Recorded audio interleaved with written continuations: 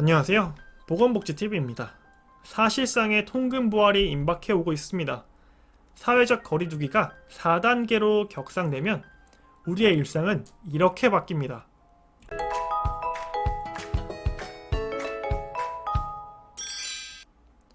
최근 코로나 확진자가 급증했다는 보도들 다들 접해보셨을 텐데요. 실제로 7월 5일날 740명대였던 확진자가 7월 6일날 1200명을 돌파하면서 거의 450명가량이 갑자기 증가했습니다. 그리고 이러한 증가 추세가 줄어들지 않고요. 그 다음 날인 7월 7일에도 1275명을 기록하며 오히려 더 늘어났죠.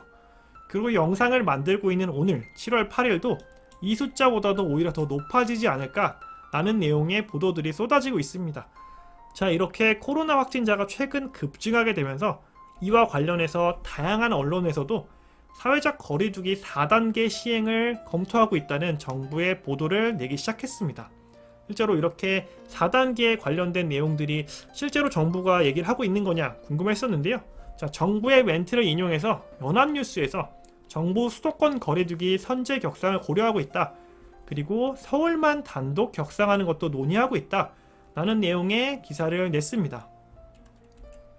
TV조선에서는 이러한 정부의 고려에 관련해서 수도권 거리두기가 4단계로 시행되면 사실상의 통금 부활로 볼 수 있다 라고 제목을 달면서 기사를 내기도 했습니다.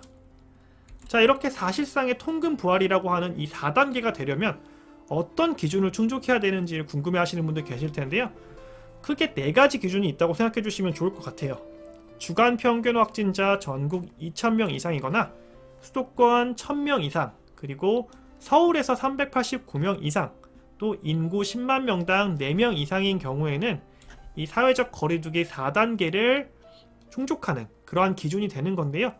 자, 현재 논의되고 있는 거는 서울 그리고 수도권 위주로 시행 가능성이 높다. 즉 선제적으로 서울의 확산을 막기 위해서 이 4단계를 적용하겠다 라는 내용들이 이제 중점적으로 검토가 되고 있습니다.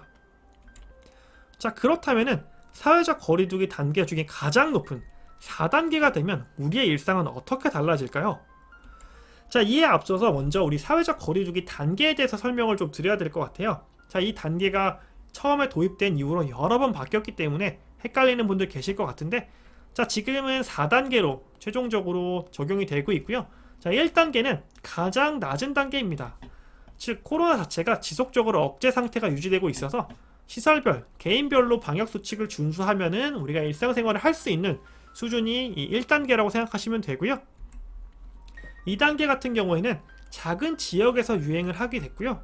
실제로 그러면서 이용 인원에 제한을 받게 되는 그러한 단계라고 생각을 하시면 되고, 3단계 같은 경우에는 지역보다는 조금 더 큰 범위인 권역 유행이 시작되면서 모임 금지가 시작이 되고요.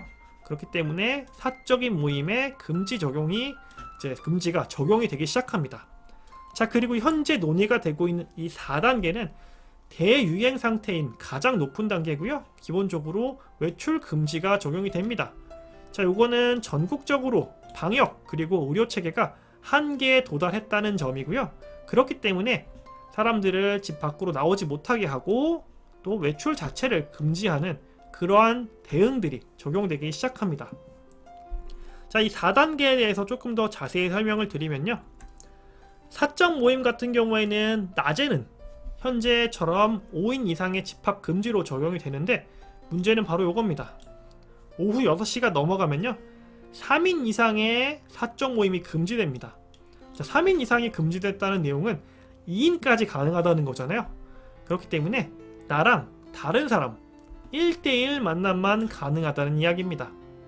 자, 그런데 이게 이 4단계 원칙을 세울 때 예외적으로 적용받을 수 있는 사람들이 있었는데, 바로 코로나19 백신 예방접종을 완료하신 분들, 그리고 가족 돌봄 관련된 분들, 또 임종을 지키는 경우는 예외를 해줄 수 있다 라고 단계의 기준에 설정이 되어 있는데, 지금처럼 코로나 확진이 급증하고 있는 상황에서 이 예외를 그대로 적용할 수 있을지도 고민을 해봐야 될 것 같습니다. 그리고 많은 분들께서 궁금해하시는 점이, 이제 직계가족인데 모임이 안 되냐? 라고 물어보시는 분들 계신데, 함께 거주하는 가족이 아니라면 직계가족이어도 모임이 안 됩니다. 할아버지가 손자를 보는 것, 같이 살고 있지 않으면은 안 되는 거고요. 뭐 내가 내 부모님을 보는 것도 같이 살고 있지 않으면은 안 된다는 점 참고해 주시면 됩니다. 자, 그리고 우리가 일상적으로 이용하는 그런 시설들에서도 제한이 적용되는데요. 3단계일 때 22시 영업 제한이 되는 업종들이 있습니다. 뭐 직접 판매 홍보관, 노래방, 식당, 카페, 파티룸, 실내 체육시설, 목욕장업 이런 것들인데요. 자, 이런 것들과 더해서 4단계가 되면은 3단계 영업 제한 업종에다가 더해서 4단계 영업 제한 업종이 추가됩니다. 독서실, 스터디 카페, 영화관, 공연장, 미용실, 상점, 마트, 백화점, 오락실, 멀티방, PC방 등이 이렇게 4단계가 적용이 되면은 22시 영업 제한 업종으로 추가가 됩니다. 그리고 아예 집합 자체를 할 수 없도록 금지되는 시설들이 있는데요. 저희가 유흥시설 5종이라고 부르는 것들인데 유흥주점, 단란주점, 콜라텍, 감성주점, 헌팅포차 등이 있고요. 뭐 간단하게 생각하시면은 클럽이나 나이트, 그 다음에 헌팅포차, 감성주점 등을 생각하시면 이해하시기 빠를 것 같습니다. 자, 활동 제한도 역시 적용이 되는데 각종 행사 및 집회 자체가 제한됩니다. 그렇기 때문에 결혼식이나 장례식은 친족끼리만 진행하는 것이 가능하다. 즉 친존 모임만 가능하다. 그래서 기존에 99인까지 허용이 됐다면 이게 아예 적용이 안되고 금지가 된다. 친족 모임만 가능하다 라고 생각해 주시면 되고, 지역축제, 설명회, 기념식, 수련회 같은 것은 그냥 아예 금지가 됩니다. 그리고 1인 시위 같은 경우에는 허용이 되는데요. 자, 1인 시위가 아닌 집단으로 모여서 하는 시위들은 기본적으로 원칙적으로 금지가 됩니다. 자, 그런데 이렇게 다 금지가 되는 거냐? 라고 물어보시는 분들도 계셔서 이렇게 주주총회나 국회 회의, 또 졸업식, 입학식 같은 기업 경영의 필수적인 활동이나 공적인 업무, 공모에 해당하는 행사들은 기본적인 방역 수칙을 지킨다면은 진행할 수 있다는 점을 참고해 주시면 됩니다. 자, 스포츠, 우리가 즐기는 스포츠들도 아예 진행을 못하는 건 아니고요.